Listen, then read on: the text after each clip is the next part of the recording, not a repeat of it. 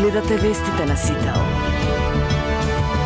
Во студиото со вас, Маријан Ников. Добро утро, вести во 9.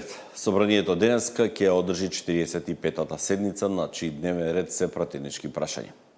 Ваква пленарна седница вообичаено се одржува секој последен четврток во месецот.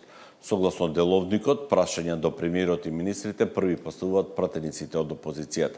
Според новиот деловник, од 21 ноември минатата година еднаш месечно се одржува и седница за пратенички прашања од опозицијските пратеници и таа е во траење од 2 часа.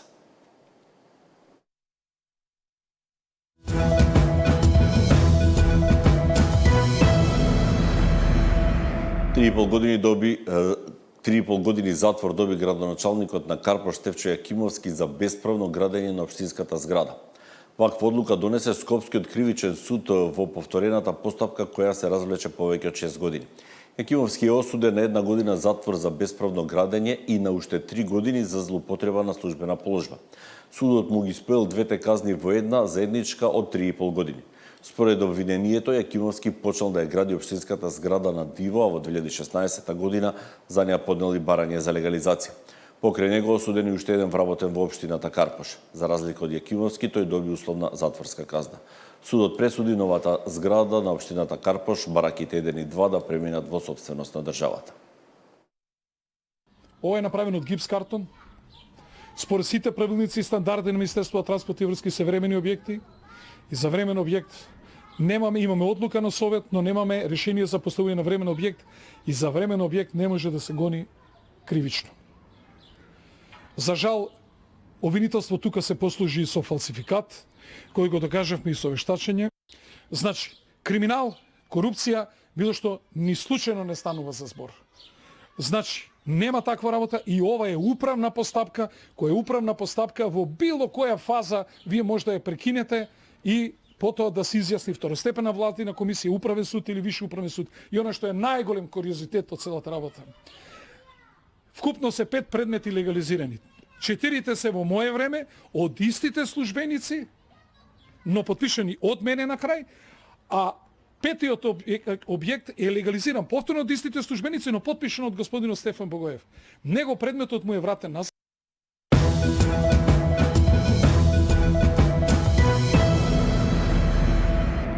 Ако сакаме во Европската Унија, мора да го урнеме корумпираниот систем.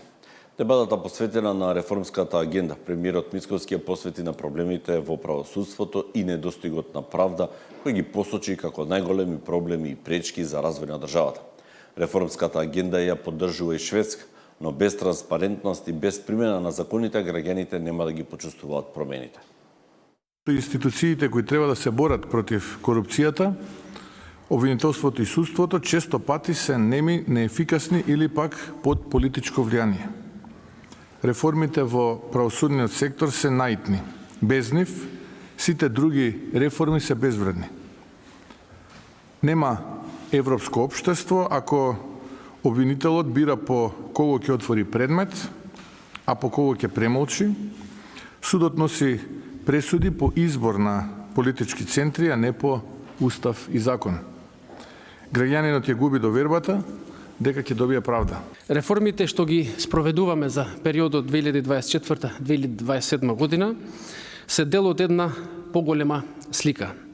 Тие не се наменети само за исполнување на барањата на Европската комисија, тие се наменети за секој граѓанин кој сака подобра едукација, ефикасна администрација, чист воздух, фер правда и вреден труд. Молам, имајте на ум дека реформската агенда не се работи за усогласување само со критериумите на ЕУ. Во суштина се работи за подобрување на секојдневниот живот на граѓаните. Нуди рамка за градење на пофер, позелено и по-унапредено општество. Освен 3000 вработени во културата, плата за март немаат земено и стотици други работници низ повеќе државни институции. Според првиот човек на Сојузот за синдикат и листата на институции е долга. Од Сонгпак побара средба со министерот Љутков. Неделков ги повика директорите да не ги прифаќаат новите решенија за пресметка на плата. Предложи зголемување на коефициентите на сложено за 10%, а дополнително и за 0,7% преку заеднички анекс на колективниот договор. Вработените за жал во Министерството за економија и труд се уште не ја добиле нивната плата. Вработените во државниот пазарен инспекторат, кој треба да ги спроведува мерките на владата и кој треба да ги контролира нефер трговските практики и нефер трговците, исто така според моите сознанија немаат добиено плата. Вработените во делот јавното обвинителство немаат добиено плата.